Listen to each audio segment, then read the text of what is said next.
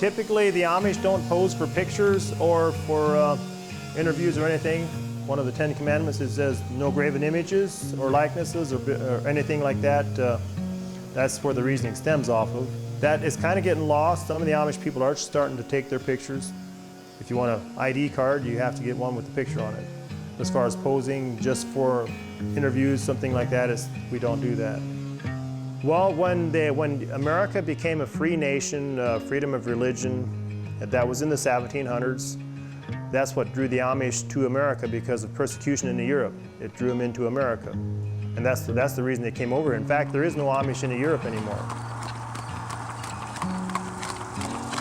The population of the Amish is growing quite rapidly. It's estimated, I think, between 300,000 and 400,000 Amish people in America. The main difference between the Catholic, or I'd say a big difference, is baptizing on your confession of faith. The Catholics baptize christening within 8 days.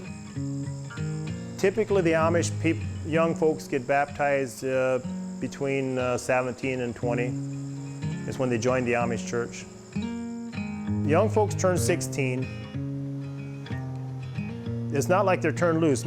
I'd say 90% of the parents wouldn't want them to go out there and do things like so wild oats, what we call it. They'd prefer they wouldn't do that. But so far as saying you can't do that, none of them will do that. They just let them feel things out and make their own decisions.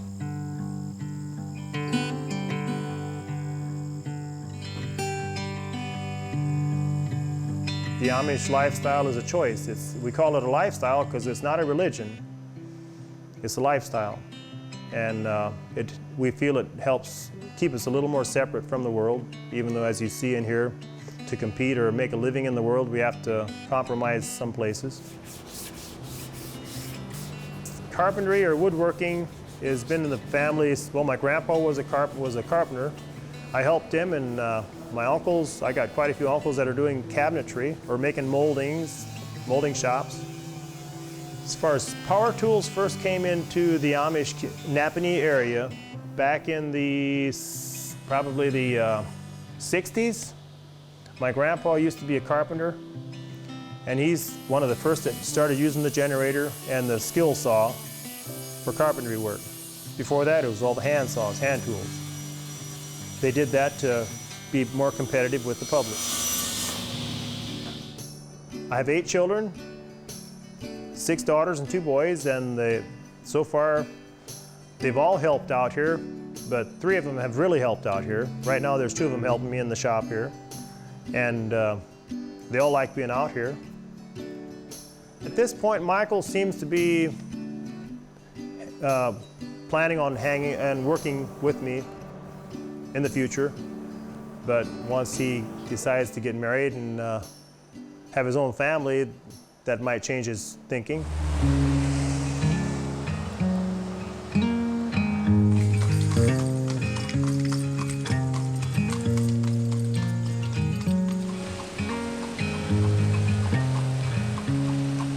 Very, very few outsiders join the Amish. As far as leaving the Amish, there's probably 10–15% that leave the Amish after they've been joined and married and have kids. There's every now and then somebody leaves the Amish because they want their convenience as a car and phone and things like that. We probably didn't take a step back as far as staying. We tried to shy away from progressing as fast. It's not like we took a step back.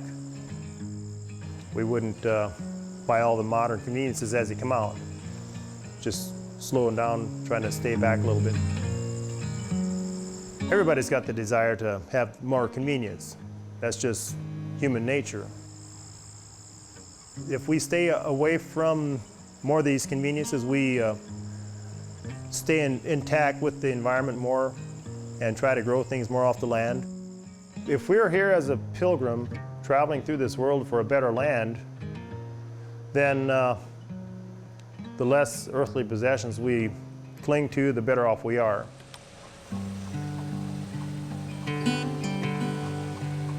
Integrating into the public society, or the English society is how we would call it, we have a lot of contact with.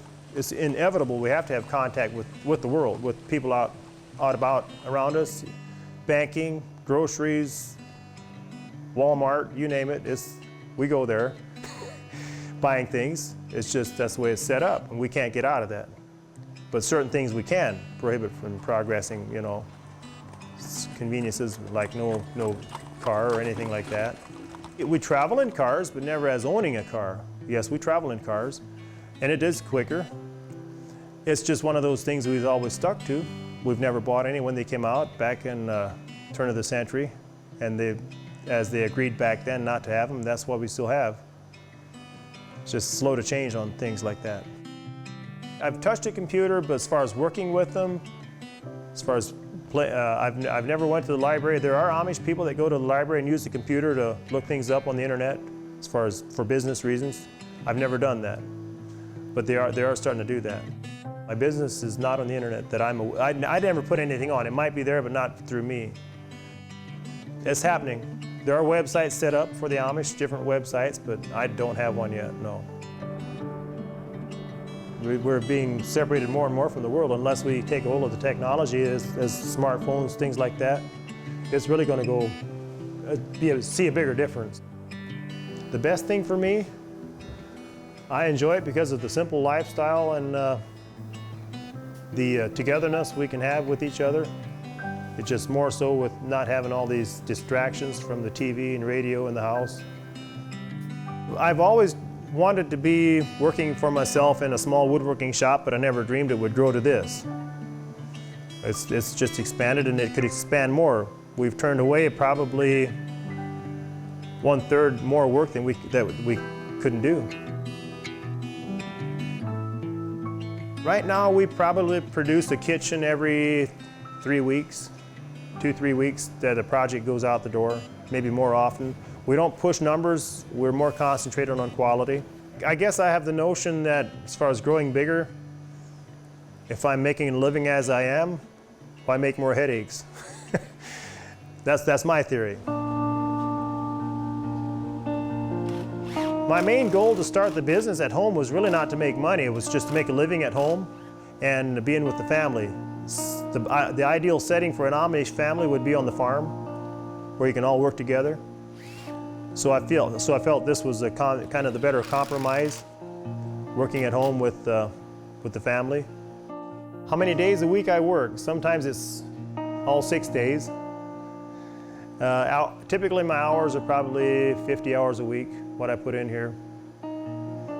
Try to keep things rolling.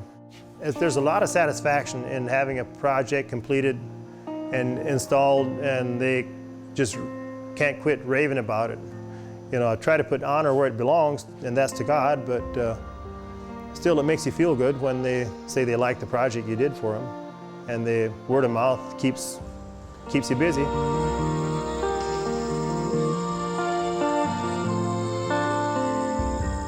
Trying to find the balance in this world is a very tough one.